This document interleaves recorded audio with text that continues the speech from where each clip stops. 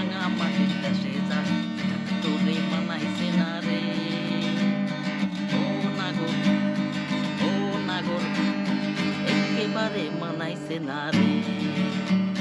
লাল পাহাড়ির দেশে যা রাঙা মাটির দেশে যা, লাল পাহাড়ির দেশে যা রাঙা মাটির দেশে যা, তোরে মানাইছে না রে। ও নাগর, ও নাগর, একেবারে মানাইছে না রে, একেবারে মানাইছে না রে, আরে একেবারে মানাইছে না রে। হ্যালো বন্ধুরা, আমি শেষাদ্রি আবার চলে এসেছি নতুন একটা ট্রাভেল ব্লগ নিয়ে।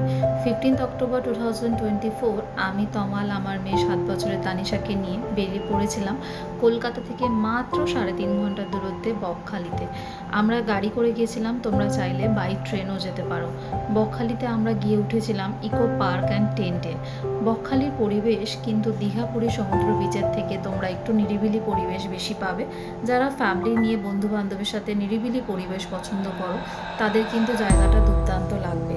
হ্যাঁ, এই কথা ঠিক, দীঘা পুরীর মতো সমুদ্রে ঝাপাঝাপি করার জন্য সুযোগ বা ব্যবস্থা কোনোটাই পাবে না, কারণ জলটা একটু কাদা কাদা ভাব বেশি থাকে, যার জন্য কিন্তু আমরাও সেই সুযোগটা করে নিতে পারিনি।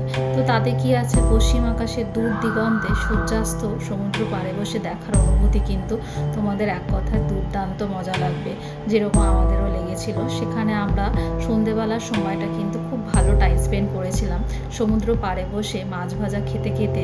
ওই দূর দিগন্তে সমুদ্রের কলকলানি আওয়াজ কিন্তু দুর্দান্ত লেগেছিল।